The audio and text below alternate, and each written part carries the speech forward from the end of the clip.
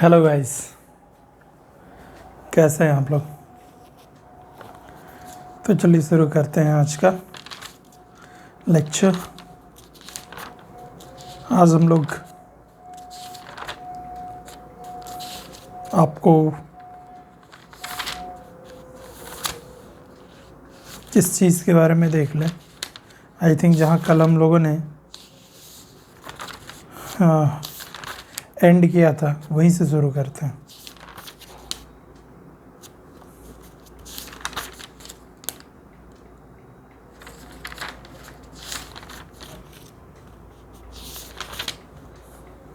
तो Buddhist council हम लोगों ने बताया। अब जो आज के लेक्चर में जो काफ़ी इम्पोर्टेंट है, हम लोगों को देखना चाहिए हीनयान एंड महायान के बीच क्या डिफरेंस है। हीनयान एंड महायान के बीच का डिफरेंस, हीनयान एंड महायान, ये हम लोगों को पता है कि दोनों ही बुद्धिस्ट के सेक्ट हैं।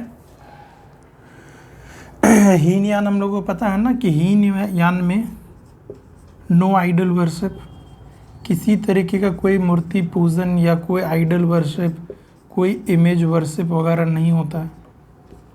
इसमें बुद्धा को गॉड नहीं मानते हैं। बुद्धा को एक ह्यूमन बीइंग ही मानते हैं। एक आदमी है जो कि काफ़ी ज़्यादा नॉलेज प्राप्त किया हुआ है, एनलाइटनमेंट प्राप्त किया हुआ है, हीनयान में यही मानते हैं। लेकिन महायान जो कनिष्क के टाइम में आया था, तो उसमें बुद्धा को गॉड मानते हैं। महायान वाले बुद्धा को गॉड मानते हैं और इसमें आपको इमेज वर्शिप, बुद्धा का इमेज, बुद्धा का आइडल वर्शिप वगैरह देखने को मिलता है। पहला डिफरेंस तो यही है, ठीक है। हीनयान को ही हम लोग थेरावाद भी बोलते हैं, ठीक है, ये याद रखिएगा। हीनयान को ही हम लोग थेरावादिन बोलते हैं, ठीक है। और हम लोगों को पता है कि बुद्धा जो अपने टीचिंग्स वगैरह वो लोकल लैंग्वेज पाली लैंग्वेज में किए हैं, ठीक है। तो जनरली हीनयान जो है ये पाली लैंग्वेज का यूज़ करेंगे। पाली लैंग्वेज प्राकृत लैंग्वेज जो कि लोकल लैंग्वेज था उस समय का। लेकिन जो महायान में संस्कृत लैंग्वेज का यूज़ हुआ है, जो कि एक डिफ़िकल्ट लैंग्वेज है, ठीक है। ये लोकल लैंग्वेज जो कि उस समय के महिला या फिर जो पेजेंट्स ग्रुप वाले पीपल बोला करते थे, वो पाली लैंग्वेज, बुद्धा भी अपने टीचिंग्स पाली लैंग्वेज में ही दिए हैं, ठीक है। तो हीनयान महायान, और हम लोगों को और भी देखना है कि और कौन कौन सा डिफरेंस है, क्या क्या डिफरेंस है। और हीनयान के बारे में एक चीज़ और जानिए कि हीनयान ही दो और फर्दर सेक्ट में डिवाइड हुआ है, वैवशिखा एंड स्वतंत्रता। वैवशिखा एंड स्वतंत्रता, यही दो भाग में डिवाइड हुआ है। एक वैवशिखा, वैवशिखा एंड स्वतंत्रता, स्वतंत्रता, ठीक है। वैवशिखा एंड स्वतंत्रता कौन डिवाइड हुआ है, याद रखिएगा। अगर मान के चलिए कि हम लोगों से पूछा भी जाता है कि वैवशिखा क्या ये बुद्धिस्ट सेक्ट है कि जैनिज़्म का सेक्ट है, तो ये बुद्धिज़्म का सेक्ट है, बुद्धिज़्म का एक ग्रुप है।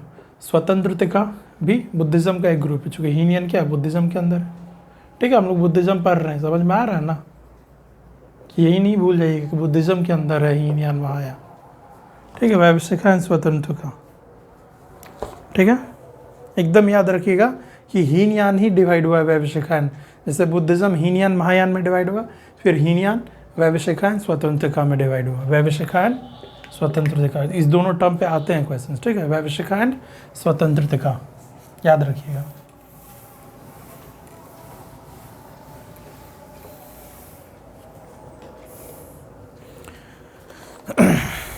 अब हम लोग सब स्कूल्स ऑफ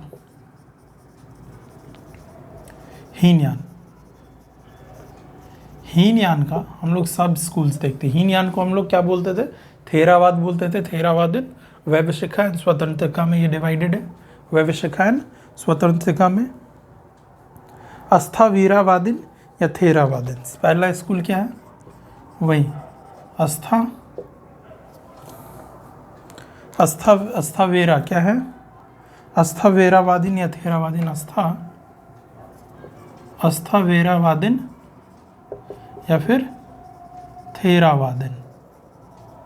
वही थेरावाद बोलते थे ना, इसका एक सब स्कूल यही है, अस्थावेरावादिन, थेरावादिन। ये वो हैं जो कि त्रिपिटक पर बिलीव करते हैं। त्रिपिटक हम लोगों ने पढ़ा है ना, वी नो अबाउट त्रिपिटक। बताइए कौन कौन से थे? एक अभिधम्य त्रिपिटक, विनय पिटक, सुत्त पिटक, ठीक है। सर्वस्तिवादा, एक और देखिए सर्वस्तिवादा, सब हीनयान का है, याद रखिएगा एकदम। थेरावादिन, सर्वस्तिवादा भी हीनयान का है, सर्वस्तिवादा, ठीक है। तो एक्चुअली में यही सर्वस्तिवादा ही वैवशिखा एंड स्वतंत्रिका में स्वतंत्रका में डिवाइड हुआ था, ठीक है। हमने बोला था ना कि अभी की हीनयान ही वैवशिखा एंड स्वतंत्रका में डिवाइड हुआ है। तो हीनयान का सर्वस्तिवादा सब स्कूल जो वो एक्चुअली में डिवाइड हुआ था। हीनयान का सर्वस्तिवादा वैवशिखा एंड स्वतंत्रता में डिवाइड हुआ है, ठीक है, एकदम याद रखिएगा। स्थावेरावादिन, थेरावादिन एक ही बात हुआ, त्रिपिटक पे बिलीव रखने वाले। हीनयान का कौन सा सब स्कूल? सर्वस्तिवादा वैवशिखा एंड स्वतंत्रता में डिवाइड हुआ है, एकदम याद रखिएगा। अशोक के टाइम में ये ओरिजिनेट हुआ था। सर्वस्तिवादा जो है ये अशोक के टाइम में आया था, द ग्रेट अशोक, ठीक है, अशोक के टाइम में आया था। Constituents of phenomena not only momentary but existed forever in related. Sarvastivada का मतलब समझते हो? मतलब कि सर्वस्तिवादा, पूरे, सर्व मतलब क्या होता है? होल्डी, ठीक है। इसका कहने का मतलब ये है कि कोई भी अगर घटना घटित हो रहा है, कोई भी फिनोमेना अगर हो रहा है, तो वो फिनोमेना आपको केवल उस मोमेंट पर ही नहीं है, केवल कि अभी कुछ जैसे पढ़ा रहे हैं तो केवल अभी इस मोमेंट पर ही, मोमेंटरीली नहीं है कि इस मोमेंट में हुआ, अगला मोमेंट ख़त्म हो गया, प्रेजेंट में है, अब अगला पिछला सेकंड जो पास्ट हो गया अब वो ख़त्म हो गया। नहीं, वो ख़त्म नहीं हुआ, वो लेटेंट फॉर्म में है। सर्वस्तिवादा का मतलब ये हुआ कि कोई भी फिनोमेना जो है वो केवल मोमेंटरी नहीं है, एक मोमेंट में नहीं है केवल, ठीक है। मोमेंटरी केवल यही नहीं है, नॉट ओनली दिस, बल्कि ये लेटेंट फॉर्म में एग्जिस्ट करता है, हमेशा के लिए एग्जिस्टेंस होता है इसका, एग्जिस्टेंस हमेशा। जैसे अब ये घटना हो गया तो अब ये यूनिवर्स में ये घटना है लेटेंट फॉर्म में। लेटेंट फॉर्म समझते हो ना, ठीक है, कोई चेंज नहीं हो रहा है लेकिन लेटेंट फॉर्म में एग्जिस्टेड है। इमेजिनेशन कीजिए, समझ में आएगा, ठीक है। तो ये होता सर्वस्तिवादा, अशोक के टाइम में वैवशिखा स्वतंत्रता, स्थावेरावादी नारी, ठीक है, एकदम याद रखिएगा। सर्वस्तिवादा का मतलब समझ में आया ना। महासंघिका, तीसरा सब स्कूल क्या है? महासंघिका, तीसरा सब स्कूल क्या है? महासंघिका। ये आपको एक्चुअली में स्थाविरावादिन से ही सेपरेट हुआ है सेकेंड बुद्धिस्ट काउंसिल में। एक्चुअली में क्या हुआ था, सेकेंड बुद्धिस्ट काउंसिल जो था उसी में उस समय जो थेरावादिन था ना, थेरावादिन स्थाविरावादिन, उसी से सेपरेट हुआ महासंघिका, ठीक है। और इसी महासंघिका से किसका ओरिजिन हुआ? महायान का। तो पहले हीनयान को केवल हम लोग थेरावादिन बोलते थे, स्थावेरावादिन बोलते थे। उसके बाद क्या हुआ सेकेंड बुद्धिस्ट काउंसिल में कि थेरावादिन जो हीनयान हुआ करता था उससे सेपरेट हुआ, अलग हुआ एक ग्रुप जिसको महासंघिका बोलते थे। फिर बाद में जाकर और डेवलप होकर वो उसी से महायान निकला। तो हीनयान महायान ये कब निकला आपको बताइए? ये फोर्थ बुद्धिस्ट काउंसिल में, ठीक है, फोर्थ बुद्धिस्ट काउंसिल में। सेकेंड बुद्धिस्ट काउंसिल में महासंघिका आया, फोर्थ बुद्धिस्ट काउंसिल में बताइए, फोर्थ बुद्धिस्ट काउंसिल में महायान आया कनिष्क के टाइम में। सेकंड काल अशोक के टाइम में क्या आया? महासंघिका आया हीनयान से। उस समय आप समझिए कि हीनयान महायान है ना, उस समय थेरावाद एंड महासंघिका, थेरावाद एंड महासंघिका। ये पूरा लिंक है, इसको लिंक के साथ याद रखिए, ठीक है? तो याद रहेगा हम लोगों को। एक चीज़ और याद रखना काफ़ी ज़रूरी है, बहुत ज़रूरी है, बहुत ज़्यादा। अब ये जो महासंघिका है इसके अंदर भी सबसेक्ट्स हैं, ठीक है? कौन कौन से हैं वो याद रखिए। लोकोत्तरावादिन,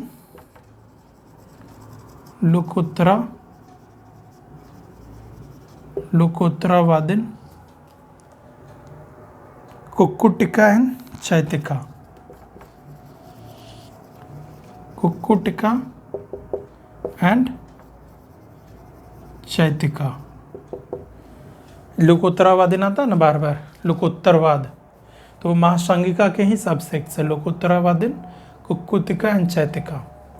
महासंघिका के सबसेक्ट्स कौन है? लोकोत्तरावादिन, कुक्कुटिका एंड चैतिका। महासंघिका, समझ में आया? ये लिंक याद रखिएगा, हीनयान, थेरावादिन, थेरावादिन से महासंघिका, महासंघिका से महायान, समझे? महासंघिका से महायान, बहुत जरूरी। सेकेंड बुद्धिस्ट काउंसिल, फिर ये बेसिक हुआ ये। फिर महासंघिका का लोकोत्तरावादिन, कुक्कुटिका, चैतिका। लोकोत्तरावादिन तो याद रखिएगा कम से कम, ये इम्पोर्टेंट है, ठीक है?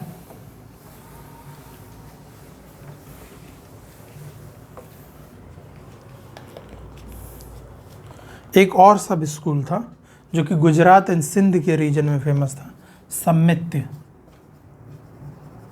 सम्मित्य, जो कि गुजरात एंड सिंध रीजन में काफ़ी फेमस था, सम्मित्य। तो सम्मित्य किसका सेक्ट है? सम्मित्य क्या जैनिज़्म का सेक्ट है, क्या बुद्धिज़्म का सेक्ट है, या आजीविका सेक्ट है, या इनमें से कोई नहीं?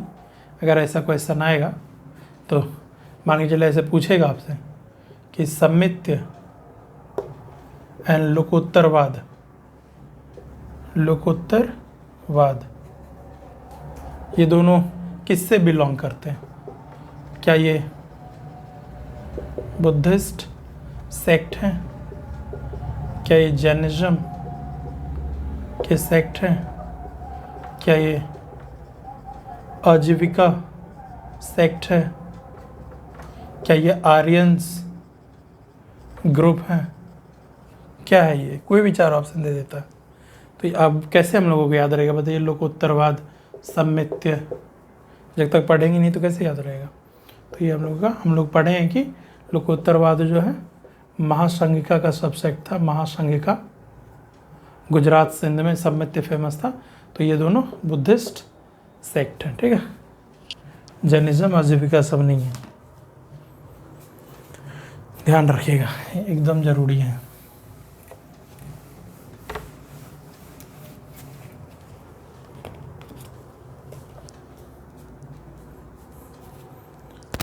अच्छा, एक बहुत ही फेमस कॉन्सेप्ट है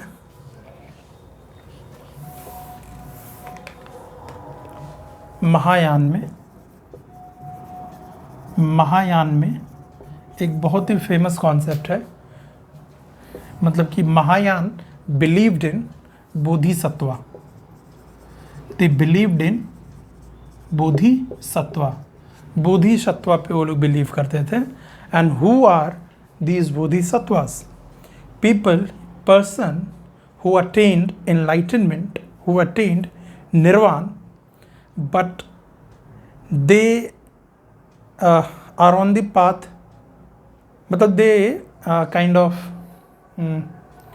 leave their path towards Mahaparinirvana in order to help the persons who wanted to attain what? Enlightenment.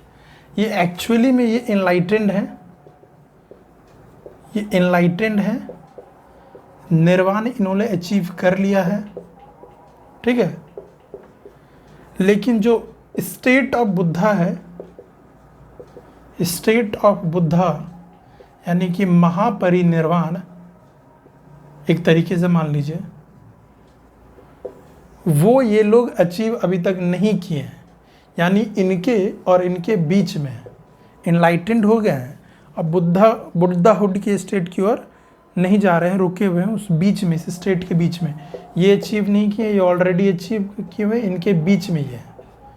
ठीक है, क्यों ये अचीव नहीं करना चाह रहे हैं महापरिनिर्वाण?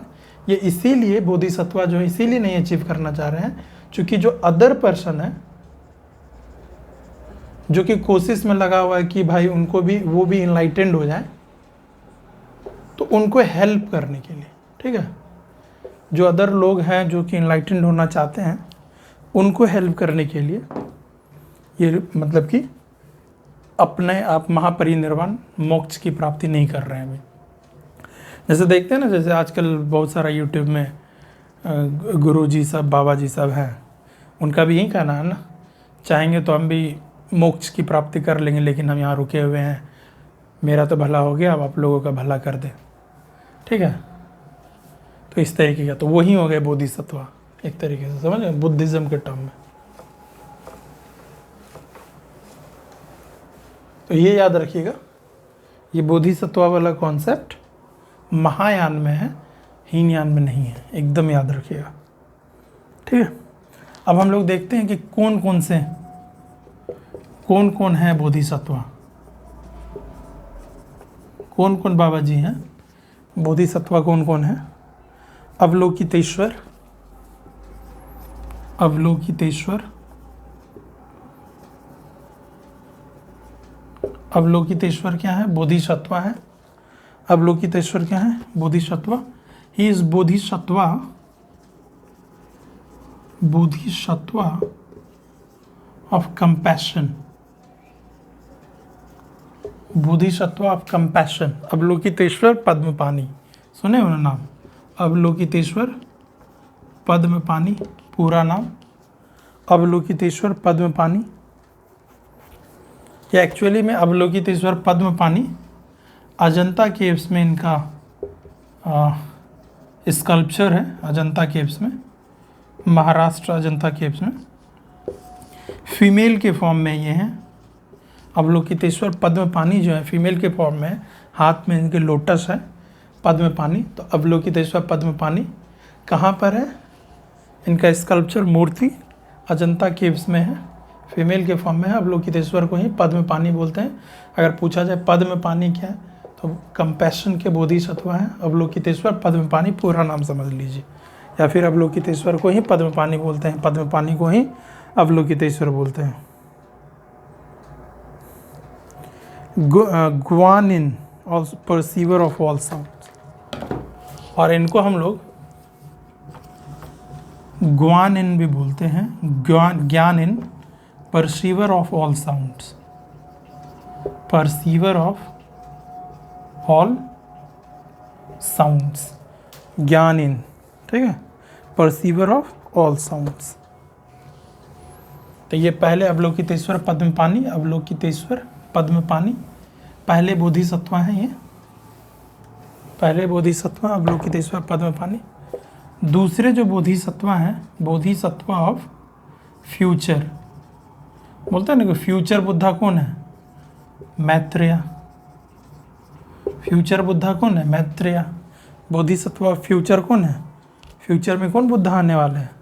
मैत्रेय आने वाले हैं, ठीक है। विजडम के बोधिसत्वा कौन है? Wisdom, Bodhisattva of wisdom.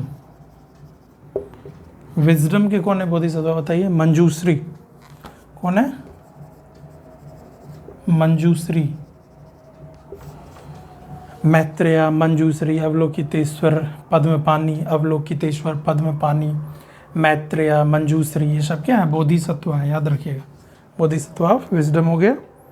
अब हम लोग देखते हैं सामंत भद्र, प्रैक्टिस एंड मेडिटेशन के, प्रैक्टिस वगैरह जो होता है and meditation, practice and meditation के सामंत भद्र, सामंत भद्र, प्रैक्टिस एंड मेडिटेशन के बोधिसत्व कौन है? सामंत भद्र।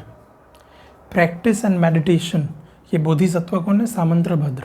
मैत्रेय, मंजूश्री, सामंत सामंत भद्र, सामंत भद्र।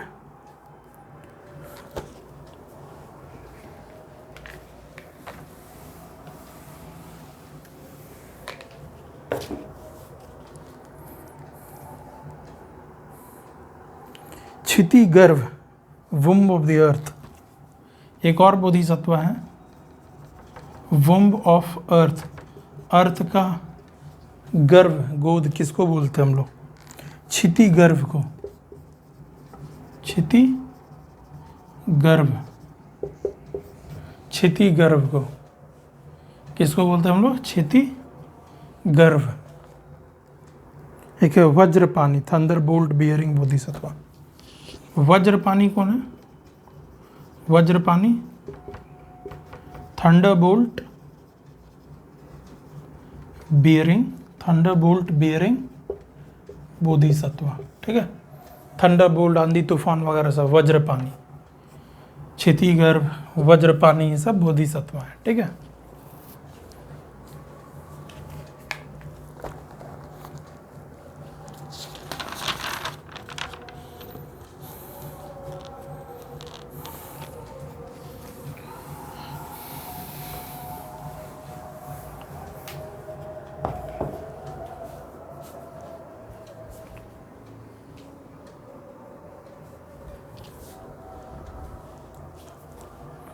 It's already 20 minute guys.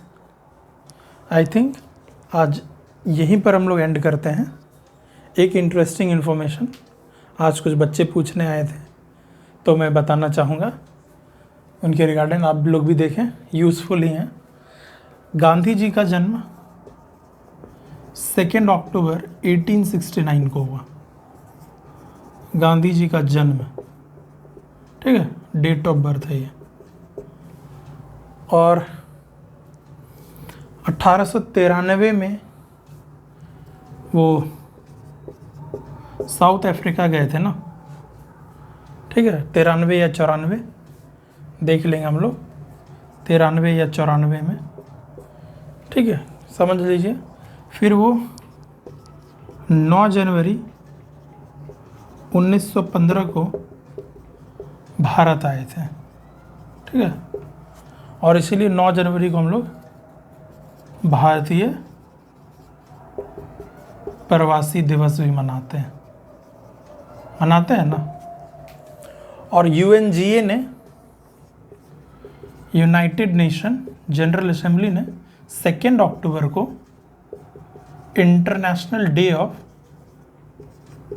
Non violence declare किया है। ठीक है, international day of non violence 2 अक्टूबर को। 9 जनवरी को गांधी जी भारत आए थे, 9 जनवरी 1915 को, इसलिए उस दिन को हम लोग भारतीय प्रवासी दिवस मनाते हैं, भारतीय प्रवासी दिवस। और गांधी जी के बारे में हम लोग देख रहे हैं, 1916 को लखनऊ सेशन हुआ था। लखनऊ सेशन के बारे में आपको पता है कि कोई मजूमदार थे उस समय, कोई मजूमदार थे, कमेंट में बताइए कौन मजूमदार थे, जो कि इस सेशन के प्रेसिडेंट थे। ठीक, मजूमदार, कोई मजूमदार करके थे जो कि इस सेशन के प्रेसिडेंट थे। और इसी सेशन में राजकुमार शुक्ला गांधी जी से कंसल्ट करते हैं और चंपारण के बारे में बताते हैं कि चंपारण में इंडिगो कल्टीवेटर्स का क्या हाल चाल है, तिनकठिया सिस्टम वगैरह, you know that, Tinkathia system 3/20 कट्ठा में इंडिगो वाला जो प्रॉब्लम था, उतना डिटेल में भी हम लोग नहीं बात करेंगे, मैं मुद्दे पर आना चाह रहा हूँ डायरेक्टली। ठीक है, ये तो फिर बताते हैं इसमें लखनऊ सेशन में 1916 में। लखनऊ सेशन बताइए किस चीज़ के लिए फेमस है? सूरत स्प्लिट हुआ था। चलिए आप लोग बताइएगा कि सूरत स्प्लिट कब हुआ था। तो उसमें क्या हुए थे कि मॉडरेट्स, जो लिबरल्स वगैरह थे, और एक्सट्रीमिस्ट सेपरेट हो गए थे। ठीक है, किस में, सूरत स्प्लिट में। तो यही चीज़ कंबाइन हुए, तो ये चीज़ मतलब कि रीयूनियन हुआ एक तरीके से। फिर 1917 में लखनऊ सेशन में ही रीयूनियन हुआ मॉडरेट्स का प्लस एक्सट्रीमिस्ट का, रीयूनियन हुआ। जो बंटवारा हुआ था पहले सूरत स्प्लिट में, वो चीज़ कब, लखनऊ सेशन में एक साथ आए। ठीक है, तो लखनऊ सेशन का एक ये भी इम्पोर्टेंस है, रीयूनियन का इम्पोर्टेंस है। गांधी जी को राजकुमार शुक्ला मिले थे, ये भी इम्पोर्टेंट है। ठीक है, 1916 का लखनऊ सेशन।